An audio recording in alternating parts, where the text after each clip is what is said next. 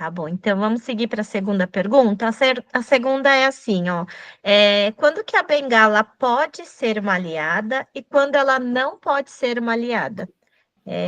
Alguns exemplos, acho que para ficar mais fácil, que pode ou não funcionar o uso dela. Certo. Então eu vou falar primeiro quando ela pode ser uma aliada, tá bom? Porque ela existe, porque ela de fato pode ajudar. Se bem orientada, se bem avaliada, com certeza ela vai ser uma aliada, né? Então, normalmente a gente prescreve o uso de uma bengala ou de outro recurso quando a gente tem alguns objetivos. Um dos objetivos seria diminuir a sobrecarga em alguma das articulações, ou seja, diminuir o peso que a gente faz em cima de uma articulação, seja ela do joelho, do quadril, da coluna, enfim, mas normalmente são essas articulações, quadril, joelho, tornozelo, que a gente acaba indicando um dispositivo, né? Então, em quais situações que a gente quer diminuir a sobrecarga, né? Que a gente chama de proteção articular. No caso de uma artrose, por exemplo, que o paciente tem uma dor, né? Então, se eu coloco um dispositivo, uma bengala, numa altura adequada, e eu treino para que ele faça uma marcha diminuindo a carga nessa perna que dói, nesse membro que dói, a bengala vai estar cumprindo a sua função. Então, uma das indicações é para diminuir a sobrecarga articular e diminuir a dor, porque se eu diminuo a carga naquela região, consequentemente, eu também diminuo a dor que o paciente sente, tá? Uma outra indicação, e que ela é uma aliada, é quando o paciente sente insegurança para caminhar, falta de firmeza nas pernas, ou desequilíbrio para andar, ando me apoiando nas coisas para me sentir mais seguro. Então, provavelmente, ele vai se beneficiar muito do uso de um dispositivo de auxílio, tá? Aí a gente tem que avaliar qual é o grau de suporte que ele precisa, né? Então, se ele precisa de um suporte menor, a bengala provavelmente vai ser o dispositivo mais adequado, tá? Que outras situações? Quando ele tem medo de cair. Esse também é uma das indicações. Então, se eu tenho algo que eu me apoio, eu dou uma referência, né? Um apoio. E aí isso ajuda em ter mais, fazer com que a pessoa idosa tenha mais segurança para caminhar e, consequentemente, diminua esse medo que ela tem de cair.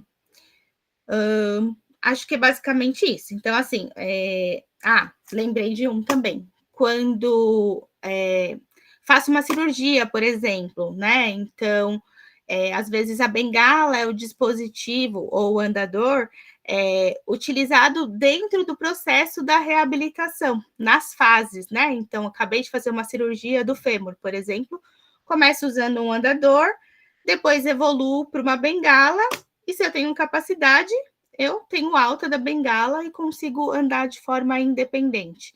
Então, não quer dizer que ele vai começar a usar, né? Então, existem situações que ele começa a usar por um tempo, né? Como parte do processo da reabilitação, mas que depois a gente pode dar alta desse dispositivo a depender da evolução desse paciente, né? Então, não quer dizer que ele precise usar o resto da vida aquele dispositivo, dependendo de cada caso, obviamente. Acho que é isso. Eu, Esqueci de alguma eu coisa? pensei em mais uma, que seria auxiliar o cuidador, sabe? Aquela pessoa que fica se escorando em uma, duas pessoas para conseguir fazer uma marcha, sei lá, terapêutica ou não, não sei. Mas que ela precise ali de apoio de pessoas. Então, a gente conseguiria diminuir a sobrecarga do cuidador se a gente fizesse um bom treinamento com essa pessoa. Então, talvez entraria aí no poder, né? Usar a bengala. Sim, com certeza. Importante que você falou é porque às vezes a pessoa idosa ela fala assim: não, não preciso de uma bengala porque eu me apoio no meu filho, na minha filha, no meu cuidador. Só que ele se apoiando em alguém, ele está sendo, entre aspas, dependente daquela pessoa para se deslocar. Sendo que com uma bengala bem orientada, mesmo que ele está com auxílio. Então, acho que isso é um ponto fundamental, visto que as pessoas não querem ser dependentes de outras, né? Então, acho que é um jeito, talvez, também do cuidador incentivar o uso do dispositivo, pensando nessa independência.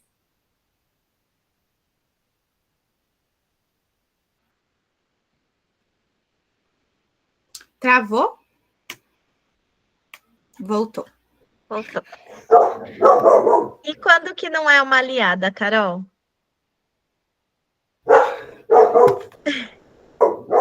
É só atrapalhando um pouco. Bom, quando ela não é uma aliada, então é quando ela é uma vilã, talvez, né? Acredito que ela se torna uma vilã quando ela é usada de forma indiscriminada, sem ter,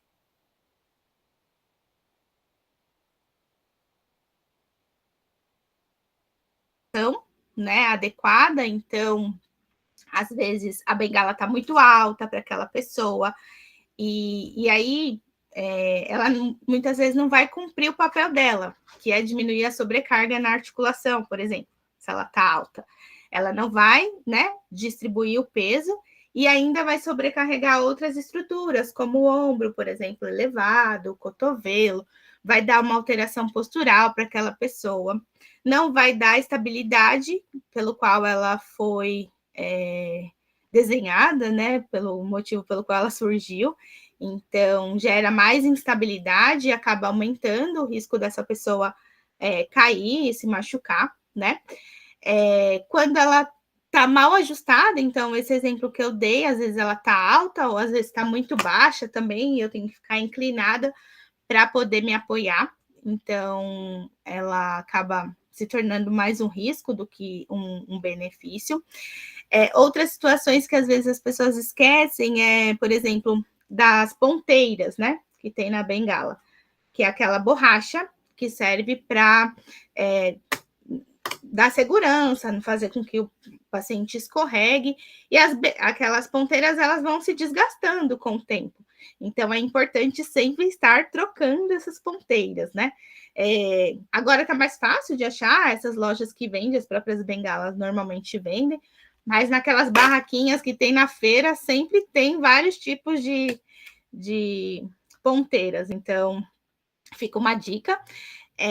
Às vezes a gente acaba herdando uma bengala de um colega, de um vizinho, de um amigo, de um parente, e é aquela bengala de madeira, né? Então, realmente, então precisa avaliar para poder fazer o corte adequado para o uso.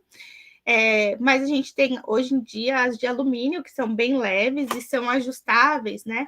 Então, acaba facilitando aí essa adequação da altura, por exemplo. Acho que um outro ponto é que a bengala não deve substituir um treino efetivo de força, de exercícios, né? De força muscular, de equilíbrio, né? Então, é importante que a pessoa idosa se movimente, faça exercícios e a bengala seja algo complementar, né? Então, uma coisa não substitui a outra, né? E a questão da dependência, eu acho, assim, que eu pensei aqui, que ela não deve ser vista como uma dependência, né? Que às vezes as pessoas falam assim, eu vou usar bengala, vou ficar dependente. Não necessariamente, depende de todos esses fatores, né? E é o que eu falei, às vezes a bengala pode ser temporária, né? Ela não sempre, a depender de cada caso. Então, ela não pode ser vista como um impedimento, assim, para a mobilidade, para a funcionalidade da pessoa idosa.